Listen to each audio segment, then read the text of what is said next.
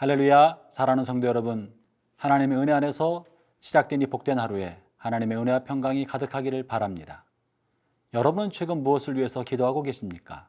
여러분의 마음에 가득한 것이 기도로 흘러나올 텐데 아마도 그가 기도하는 영역이 마음의 씀씀이의 영역이고 그것이 그 사람의 영성의 크기가 아닐까 생각이 됩니다.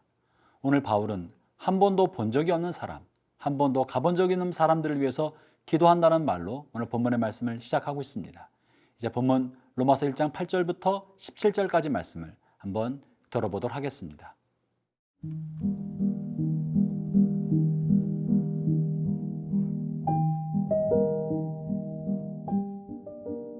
로마서 1장 8절에서 17절 말씀입니다. 먼저 내가 예수 그리스도로 말미암아 너희 모든 사람에 관하여 내 하나님께 감사함은 너희 믿음이 온 세상에 전파됨이로다. 내가 그의 아들의 복음 안에서 내 심령으로 섬기는 하나님이 나의 증인이 되시거니와 항상 내 기도에 쉬지 않고 너희를 말하며 어떻게 하든지 이제 하나님의 뜻 안에서 너희에게로 나아갈 좋은 길 얻기를 구하노라. 내가 너희 보기를 간절히 원하는 것은 어떤 신령한 은사를 너희에게 나누어 주어 너희를 견고하게 하려 함이니 이는 곧 내가 너희 가운데서 너희와 나의 믿음으로 말미암아 피차 안위함을 얻으려 함이라. 형제들아, 내가 여러 번 너희에게 가고자 한 것을 너희가 모르기를 원하지 아니하노니 이는 너희 중에서도 다른 이방인 중에서와 같이 열매를 맺게 하려 함이로되 지금까지 길이 막혔도다. 헬라인이나 야만인이나 지혜 있는 자나 어리석은 자에게 다 내가 빚진 자라. 그러므로 나는 할 수 있는 대로 로마에 있는 너희에게도 복음 전하기를 원하노라. 내가 복음을 부끄러워하지 아니하노니 이 복음은 모든 믿는 자에게 구원을 주시는 하나님의 능력이 됨이라. 먼저는 유대인에게요 그리고 헬라인에게로다. 복음에는 하나님의 의가 나타나서 믿음으로 믿음에 이르게 하나니 기록된 바 오직 의인은 믿음으로 말미암아 살리라 함과 같으니라. 바울은 로마 교회에 한 번도 가본 적이 없고 로마 교인들을 한 번도 만난 적이 없습니다. 로마에 있는 이 교회는 바울이 세운 교회가 아닙니다. 그렇다고 바울의 제자가 세운 것 같지도 않습니다. 어떻게 자기와 한 번도 관계가 없는 교회, 그리고 자기와는 별 관계가 없는 교회 성도를 위해서 바울은 감사하는 표현과 기도의 말을 할 수 있었겠습니까? 여러분은 만약 여러분의 이웃교회와 다른 교회에 관하여 이런 감사와 큰 기도를 드릴 수 있겠습니까? 우리는 내 교회 일이 아닌 것에 대해서는 별다른 관심이 없고 다른 교회가 부흥하거나 다른 교회에 좋은 소문이 난다고 할 때 감사보다는 시샘과 질투 혹은 상대적 열등감 때문에 속상하지 않은지 모르겠습니다. 오늘 바울의 그래서 이 감사의 표현과 기도는 우리의 마음에 큰 도전을 줍니다. 다시 한번 본문 8절 9절을 제가 읽어보겠습니다. 먼저 내가 예수 우리 그리스도로 말미암아 너희 모든 사람에 관하여 내 하나님께 감사함은 너희 믿음이 온 세상에 전파됨이로다. 내가 그의 아들의 복음 안에서 내 심령으로 섬기는 하나님이 나의 증인이시거니와 항상 내 기도에 쉬지 않고 너희를 말하며.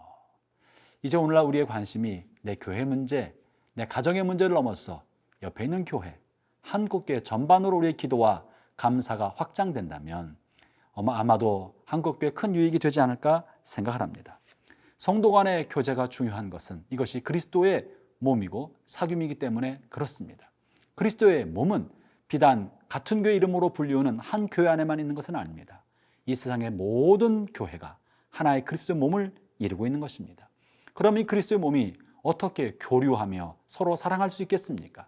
그 첫 번째는 서로를 위해서 기도하는 것입니다. 내 문제처럼 한 가족의 문제처럼 서로를 생각하고 기도하는 것입니다. 얼마 전에 우리는 한국전쟁 70주년을 지났습니다. 끔찍한 한국전쟁 동안에 많은 서구 교회들은 가난한 극동의 아시아에 있는 한국을 위하여 많이들 기도했다고 들었습니다. 한 번도 본 적이 없는 사람들을 위해 그곳에 있는 교회를 위해서 수많은 곳에서 기도하였기 때문에 기꺼이 군인을 파병하였고 전쟁 후에는 복구를 위하여 기꺼이 물자를 지원하는 사랑의 실천을 하였던 것입니다. 저는 미국이나 유럽에 방문한 적이 있었는데 그 교회 있는 작은 교회의 게시판에 한국을 위한 기도 제목이 붙어 있는 것을 보고 깜짝 놀란 적이 있었습니다. 여러분, 우리는 서로 한 번도 본 적이 없어도 기도할 수 있습니다. 서로 생면부지여도 서로에게 좋은 일이 일어나는 것을 위해서 감사할 수 있습니다. 서로의 아픔과 고통을 생각하면서 같은 마음으로 슬퍼해주고 위로해주고 격려해줄 수 있는 것입니다. 기도야말로 서로 교제하는 그리스도의 사랑을 나누는 첫 번째 길인 것입니다. 왜 이렇게 우리는 서로를 위해서 기도할 수 있는 것입니까? 그것은 우리가 바로 사랑의 빚진 자이기 때문에 그렇습니다. 우리는 아무것도 아닌 자요, 세상에 버림받은 사람이요, 그리고 지옥에 떨어져 마땅한 사람이었는데 주께서 우리를 위하여 자신의 생명을 내어주심으로 사랑해 주셨기 때문에 우리는 사랑과 복음의 빚진 자입니다. 그래서 그리스도 안에 있는 사람들을 향하여 빚진 자라서 이 사랑을 나누어 줄 책무가 있는 것이죠. 오늘 본문 14절에서 이렇게 말합니다. 헬라인이나 야만인에게나 지혜 있는 자나 어리석은 자에게 다 내가 빚진 자다. 우리가 무언가 더 필요한 사람이 아니라 우리가 나눠 주어야 할 빚진 자로서 의식을 갖고 산다면 내 교회뿐만 아니라 이웃교회, 온 세계 열방을 향하여 기도와 사랑과 수고의 섬김의 짐을 마땅히 지지 않겠습니까? 아울러 바울은 오늘 로마에 있는 교회를 위하여 좋은 것을 나누어 주고 싶다는 마음을 전하고 있습니다. 11절에 이렇게 표현합니다.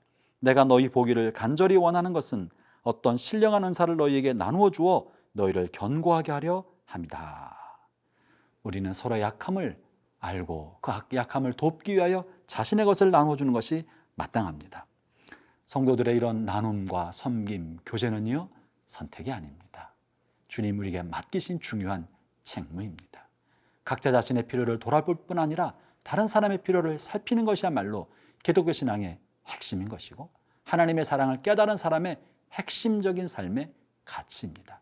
사랑하는 형제자매 여러분, 오늘은 한번 눈을 떠서 나뿐 아니라 도움이 필요한 주변 사람들 한번 살펴보면 어떻겠습니까? 누군가 내가 세워줄 수 있는 사람, 내가 가진 것으로 나눠줄 수 있는 사람이 있다면 아낌없이 손을 먼저 내밀어 봅시다.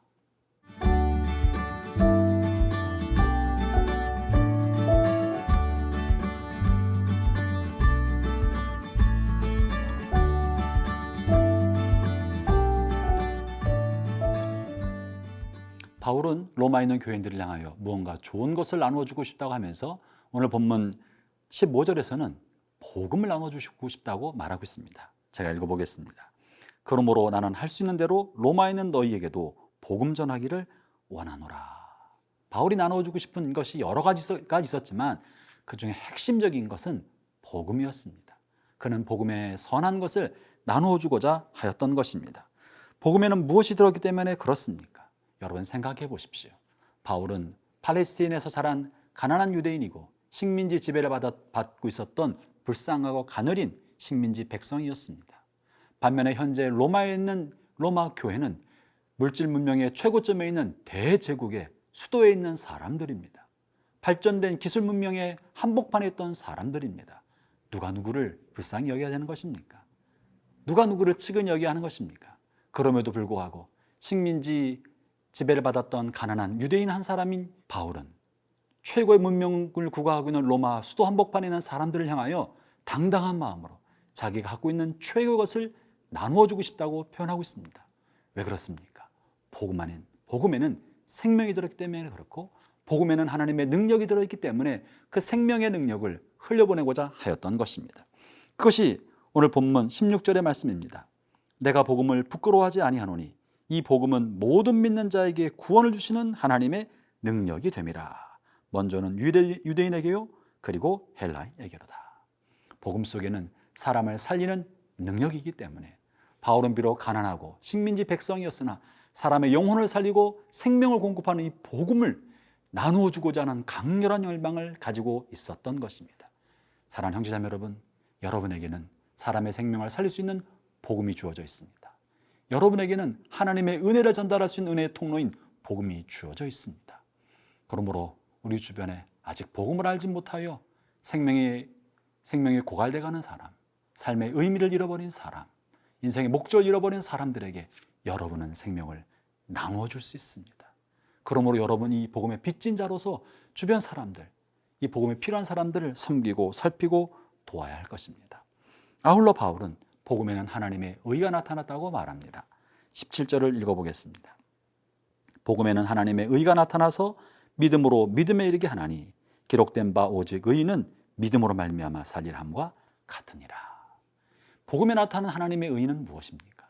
본문의 의의 개념은 하나님과 관계가 원만하게 이루어진 상태, 이것을 의로 표현한 것입니다. 본문에는 의는 선행과 또 의가 높은 수준에 올라간 것을 의미하는 것이 아니라 하나님과의 관계가 원만하게 이루어진 사람, 이런 사람을 성경은 의인이라고 표현한 것입니다. 그렇기 때문에 이런 하나님의 의에 들어가기 위해서는 하나님께서 하신 일을 믿는 믿음만이 의에 이르는 유일한 길이라고 말하고 있는 것이죠. 그렇기 때문에 바울은 하나님과의 관계가 원만하게 들어갈 수 있는 이 길을 전파하기 위하여 복음을 전해야 된다고 말하고 있는 것입니다. 복음에는 우리를 구원하신 예수 그리스도의 구원의 은총이 들어있습니다. 우리가 죄가 용서함 받고 하나님과 관계가 회복될 수 있는 길이 복음 안에 들어있는 것입니다. 그러므로 의인은 이 하나님께서 우리를 위해 행하신 것을 믿고 하나님과의 관계가 회복된 상태 안에서 의에 들어가는 것입니다. 그것이 하나님의 의입니다. 그리스도의 복음을 통하여 그리스도를 믿음으로 하나님과의 관계가 회복되는 믿음으로 믿음에 이르는 것이 복음인 것입니다. 그러므로 사랑하는 형제 자매 여러분, 우리는 주변 사람들을 향하여 하나님의 이 관계의 회복의 복음의 말씀을 나누고 전파해야 할 무거운 책무를 가지고 있습니다. 그리고 누구든지 이 복음을 받아들이고 믿기만 하면 하나님과 관계가 회복이 됩니다. 영혼이 살아납니다. 삶의 의미를 얻게 되는 것입니다.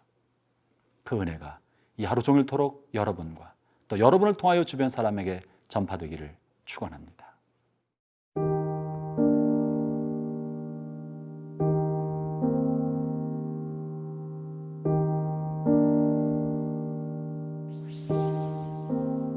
하나님 아버지, 아무것도 몰랐던 저희들에게 생명의 복음을 전파해 주셔서 우리로 하여금 그리스도 안에서 의롭게 되게 만들어 주시고 하나님의 자녀라 불릴 수 있게 해주셔서 감사드립니다.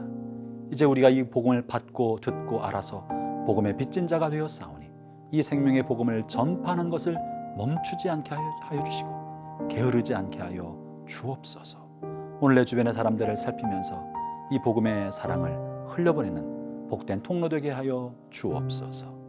예수님 이름으로 기도합니다. 아멘.